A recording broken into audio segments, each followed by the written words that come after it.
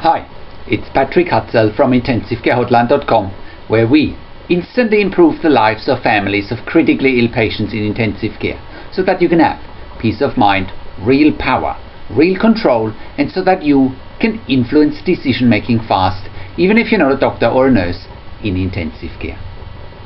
In last week's blog, I've shown you how to get results when your loved one is critically ill in intensive care.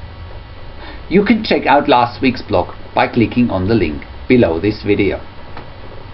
In this week's blog, I want to share with you staring into the abyss of death when your loved one is critically ill in intensive care. Before I get into today's topic, I want to share a quote that I wrote on today's topic, and the quote says, "Staring into the abyss of death is something we all have to do sooner or later. The sooner we come to terms with the reality that our days on this planet are finite, and the sooner we realize that death is part of life, the sooner we can embrace the realities around us, deal with them effectively, and learn, develop, or discover strategies that help us to manage our emotions and put us in charge of our own destiny." So in this week's blog, I want to share with you how to deal with death and dying more effectively when your loved one is critically ill in intensive care.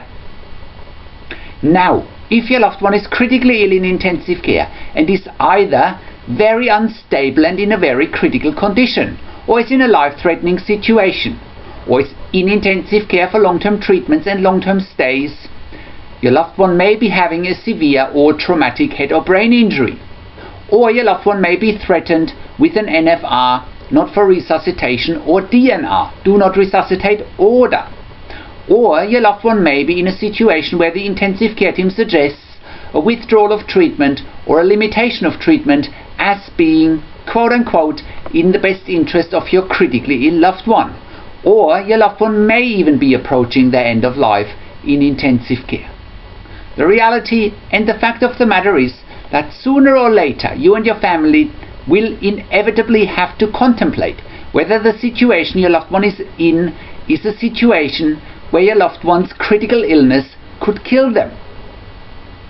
This is usually not a comfortable situation, and it's not a comfortable thought that you have to contemplate that death is a real possibility that your critically ill loved one has to face.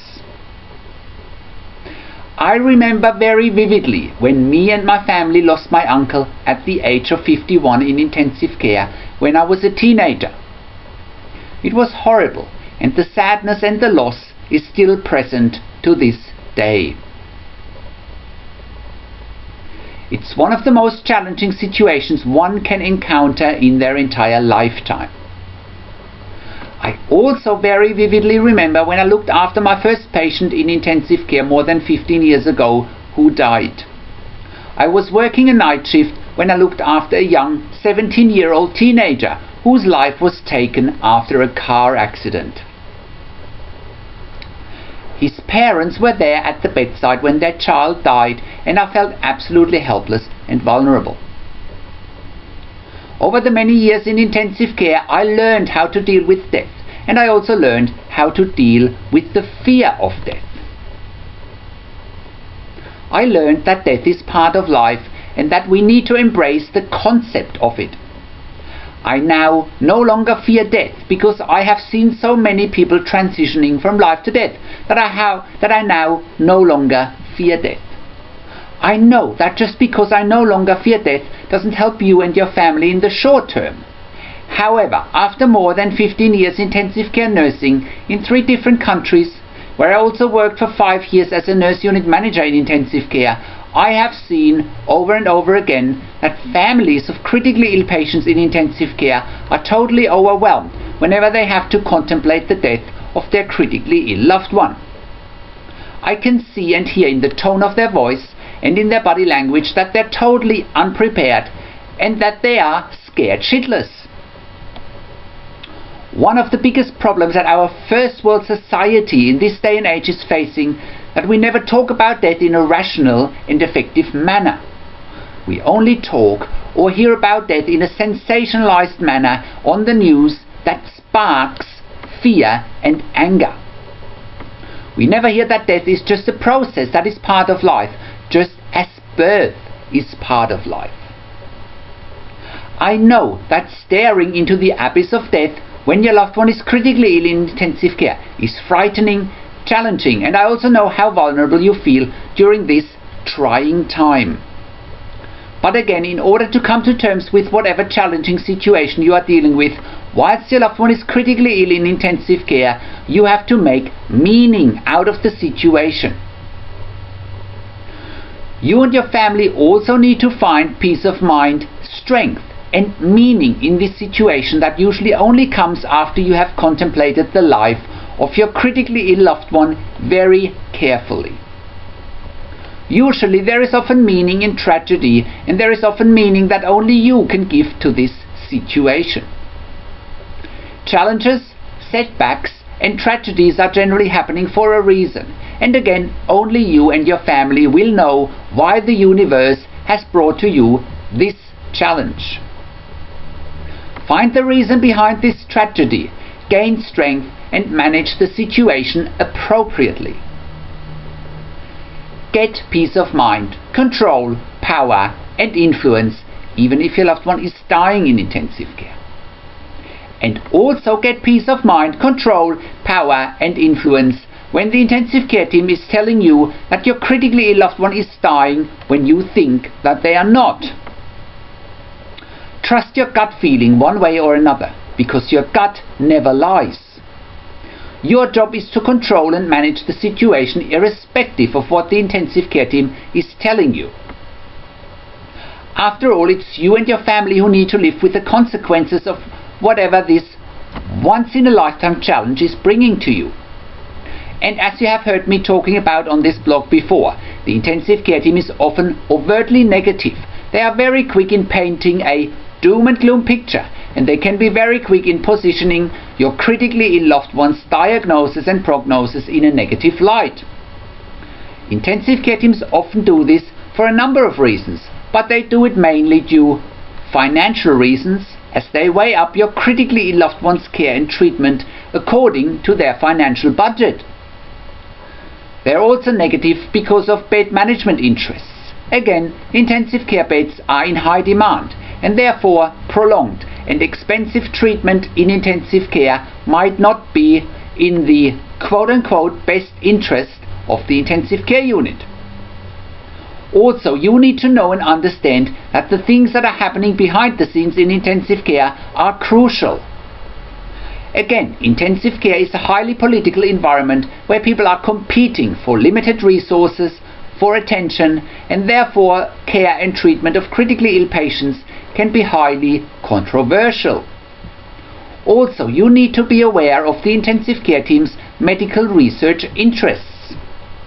Medical research attracts 5, 6, 7 or even 8-figure funding per year into intensive care units, and therefore some patients might get prolonged and preferred treatment because they are enrolled into a medical research study without patients and families often knowing, let alone having given consent for it.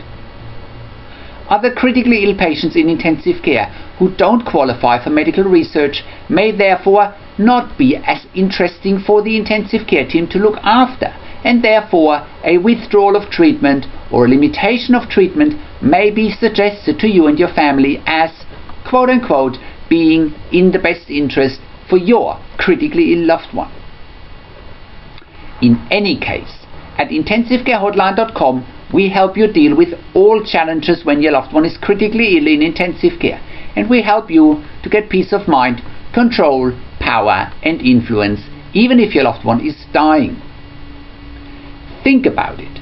If your critically ill loved one is either very unstable and in a very critical condition, or is in a life-threatening situation, or is in intensive care for long-term treatments and long-term stays, or your loved one may be having a severe or traumatic head or brain injury, your loved one may be threatened with an NFR, not for resuscitation, or DNR, do not resuscitate order, or your loved one may be in a situation where the intensive care team suggests a withdrawal of treatment or a limitation of treatment as being, quote unquote, in the best interest of your critically ill loved one, or your loved one may even be approaching the end of life in intensive care.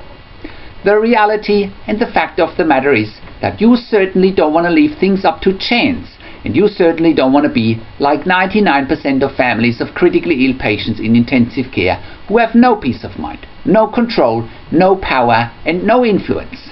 You need to deal with the realities at hand, and you and your family need to effectively deal with all possibilities, and you and your family need to be prepared whether your loved one survives or is going to die. So, how do you do that?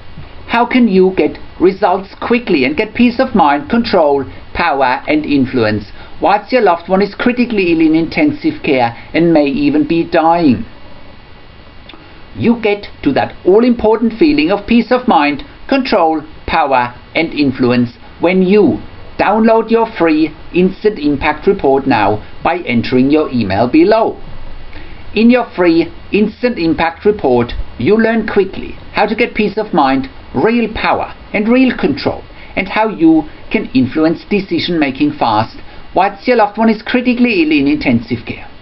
Your free Instant Impact Report gives you in-depth insight that you must know whilst your loved one is critically ill or is even dying in intensive care. Sign up and download your free Instant Impact Report now by entering your email below. In your free Instant Impact Report, you learn how to speak the secret intensive care language so that the doctors and the nurses know straight away that you are an insider and that you know and understand what's really happening in intensive care.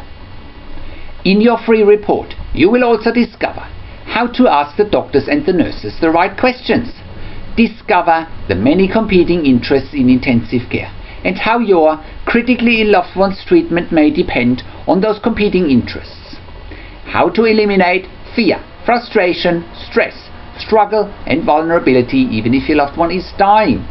You get 5 killer tips and strategies helping you to get on the right path to peace of mind, control, power, and influence in your situation. You will get real-world examples that you can easily adapt to your and your critically ill loved one's situation.